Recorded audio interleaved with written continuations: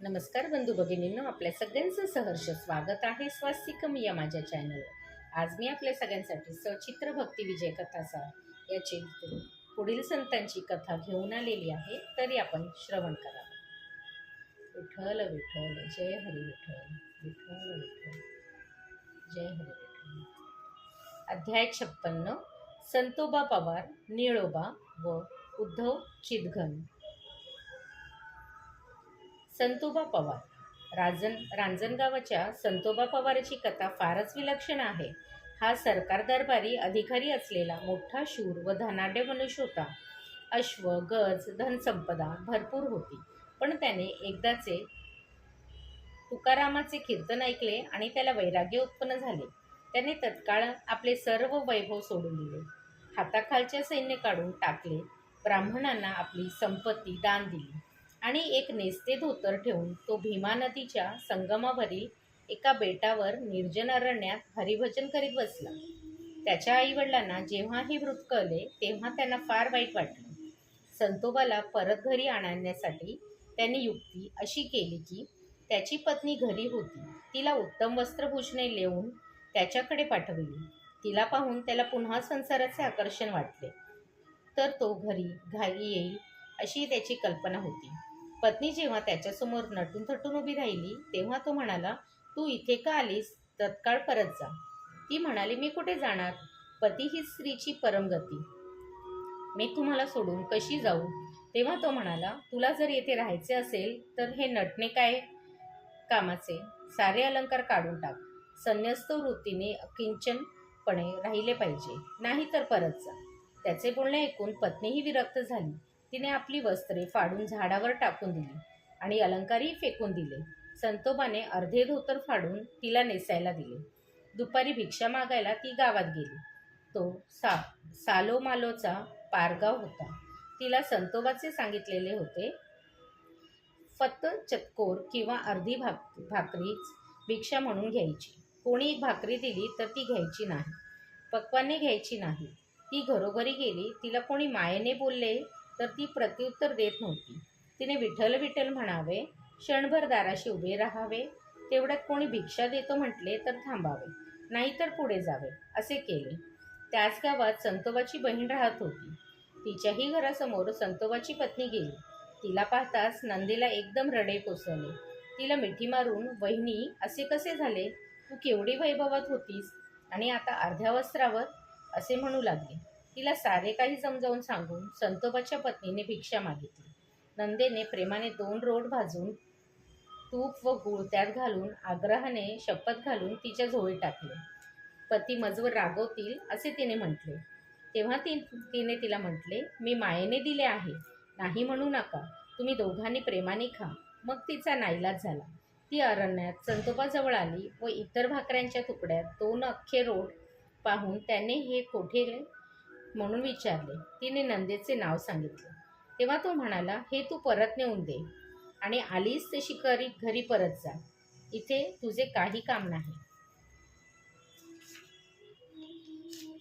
त्याचा राग पाहून तिने मुकाट्याने रोट घेतले, नंदेकडे जाऊन परत केले व पुन्हा पतीकडे येण्यासाठी ती भीमेच्या तीरावर आली। त्यावेळी असे झाले होते की त्या नदीच्या उगमाशी पाऊस पडून अचानक नदीला मोठा पूर आला होता। ती पलीकडे अडकली, तेथेही पाऊस आला। पांडुरंगा, देवा, श्रीहरी, विठ्ठला असे आळवी ती देवाचा धावा करू लागली। त्यावेळी पंढरीनाथाने एका नावाड्याचे रूप घेतले व तिला अभय देऊन नौकेत बसवून बेटावर सोडले। संतोबाकडे बोट दाखविले व तो अदृश्य झाला। तिला आश्चर्य वाटले व तिने संतोबाला सांगितले। संतोबा म्हणाला, तुला पांडुरंगाचे दर्शन झाले आणि माझा हा अंत पाहतोय। आता त्याचे दर्शन होईपर्यंत मी मुळीच अन्न घेणार नाही। त्याची कसोटी पाहावी असे ठरवून पांडुरंगाने पारगावातील एका सज्जन वाण्याला स्वप्नात दृष्टांत दिला, तू उद्या उत्तम पक्वानांचे भोजन तयार करून संतोबाला नेऊन दे व त्याला सांग, पंढरीनाथाने हे पाठवले आहे, तुझी पुण्याई म्हणून मी तुला दर्शन दिले आहे। वाण्याला फार आनंद झाला। त्याने पांडुरंगाचे सांगण्याप्रमाणे केले, पण संतोबाने जेवण घेण्यास पूर्ण नकार दिला। तो म्हणाला, तुला पांडुरंगाने दर्शन दिले आणि मी काय अपराध केला आहे? मी त्याचे दर्शन झाल्याशिवाय अन्नपाणीही घेणार नाही। संतोबाचा दृढ निर्धार पाहून पांडुरंगाने त्याला दर्शन दिले व वाणी परत जात होता त्याला बोलवून संतोबाला स्वतः जेवायला सांगितले. तेव्हाच संतोबाला समाधान झाले. एकदा वारकरी मंडळीसह संतोबा पंढरपूरला वारीला जात असता नदीला मोठा पूर आला होता. सर्वजण हवालदिल होऊन एकादशीस विठ्ठल दर्शन होणार नाही असे म्हणत तीरावर भजन करीत बसले. संतोबा मात्र देवावर श्रद्धा ठेवून पात्रात शिरला व सरळ चालू लागला. त्याच्या गुडघ्यापर्यंत पाणी आहे असे दिसले. तेव्हा बाकीचे वारकरी ओरडू लागले, संतोबा, तुम्हाला देव सहाय्य आहे म्हणून आम्ही तुमच्याबरोबर वारीला आलो. तुम्ही आम्हाला एकटेच सोडून पैलतीरी का जाता? आम्हाला पण न्या. तेव्हा संतोबाने विठ्ठल नामाचा गजर करत सर्वांनी पात्रात शिरावे. पांडुरंग सर्वांना तारून आणील असे सांगितले.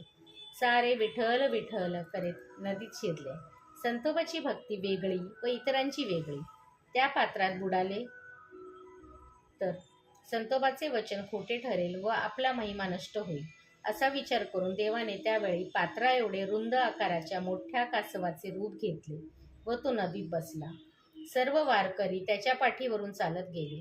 घोट्यापर्यंत पाणी लागले. ते पाहून सर्वजण महापुराकडे व आपल्या पायाकडे पाहत आश्चर्य करू लागले. सर्वजण एकादशीच्या यात्रेला उपस्थित राहू शकले. त्यावेळी संतोबाने विठ्ठलाला म्हटले, देवा, मला नित्य आपल्या सान्निध्य ठेव. तेव्हा पांडुरंग हसून म्हणाला, तू सर्वदा माझ्याजवळच राहा. तेव्हापासून संतोबा अभेद रूपाने पांडुरंगाशी मिसळून गेला. विठ्ठल विठ्ठल, जय हरी विठ्ठल. निळोबा. निळोबा नावाच्या भक्ताची कथा आता श्रवण करा. त्याची भक्ती पाहून पांडुरंग त्याच्यावर प्रसन्न झाला. तो गृहस्थाश्रमी असून त्याला मुलबाळे होती, पण मी व माझे याचे भान मात्र त्याला नसे. त्याची वृत्ती उदास होती, त्यामुळे त्याच्या घरात कधीकधी काहीच नसे. त्याने आपल्या मुलीचे लग्न ठरविले, पण खर्चासाठी घरात पैसा नव्हता. त्याची 4 लोकात फजिती होईल असे ओळखून पांडुरंग गरीब वृद्ध ब्राह्मणाचे रूप घेऊन लग्नाच्या आधीच्या दिवशी आला आणि माझ्याजवळची शिदा घ्या व मला स्वयंपाक करून जेवायला घाला असे म्हणाला. निळोबा म्हणाला, तुमची शिधा नको. एकाचे जेवण ते किती? मी घरचे अन्न घेऊन शिजवितो. तुमच्या शिदा तुमचे पोट भरणार नाही. म्हातारा म्हणाला, लग्नाचे जेवण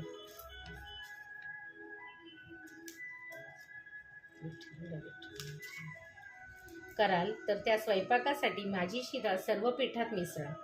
हे करणार असाल तरच तुमच्याकडील अन्न मी आता स्वीकारेन. निळोबाने ते मान्य करून पत्नीला स्वयंपाक करायला सांगितले. म्हातारा म्हणाला, जे अन्न असेल तेच वाढा. मला फार भूक लागली आहे. तेव्हा घरात होते तेच अन्न खाऊन तो म्हातारा तृप्त झाला.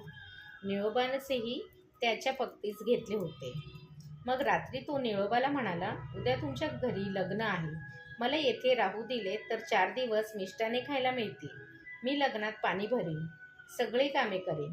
निळोबांचे होकार मी दिले. तो म्हातारा दुसऱ्या दिवसापासून सडा घालणे, पाणी भरणे वगैरे काम करू लागला.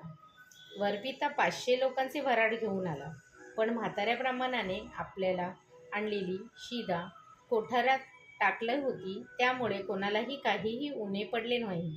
5 दिवस तो ब्राह्मण राबत होता. लग्न निर्विघ्नपणे पार पडले. निळोबा घरी आला. या ब्राह्मणाला काहीतरी उत्तम वस्त्र आहेर म्हणून द्यावे असा त्याने विचार केला.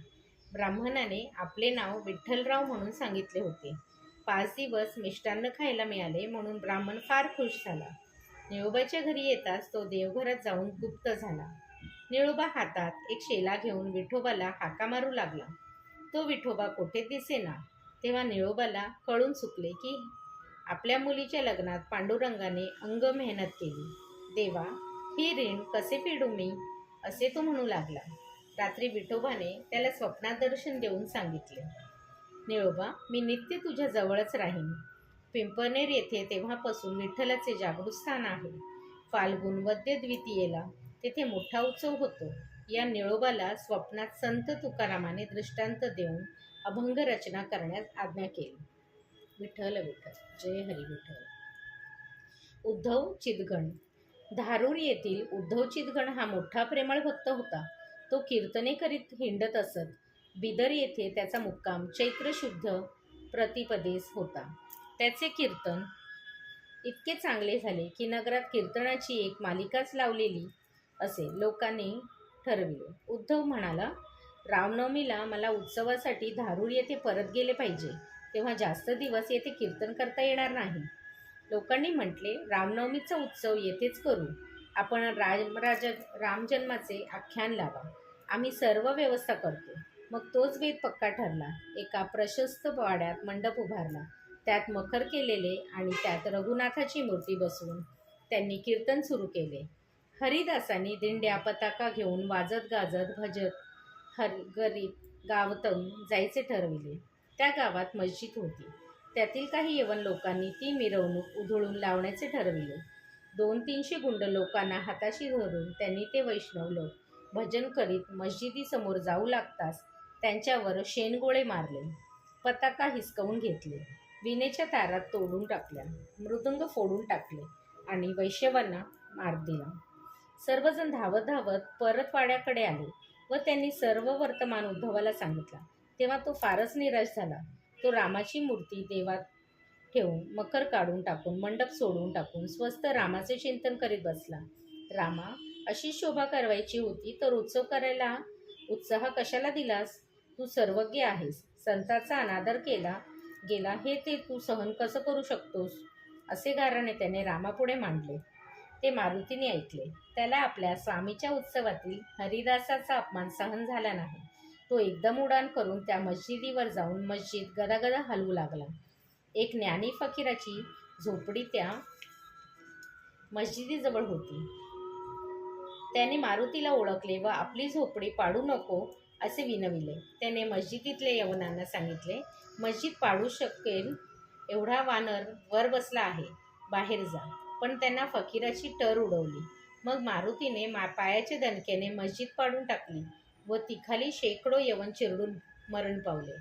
फकीर बादशहाकडे गेला आणि त्याने उद्धव चिदगन या भक्ताला लोकांनी त्रास दिला म्हणून हनुमंताने मस्जिद पाडली व शेकडो लोक मेले असे सांगितले. तेव्हा बादशहा उद्धवाकडे आला, त्याला 1 सहस्त्र मुद्रा दिल्या, त्याची क्षमा मागितली आणि रामनवमीचा उत्सव थाटाने करण्यास सर्व प्रकारची मदत केली. विठ्ठल विठ्ठल, जय हरी विठ्ठल. श्री विठ्ठल रखमाई पर्णमस्तु. शुभम भवतु, शुभम भवतु, शुभम भवतु. विठ्ठल विठ्ठल.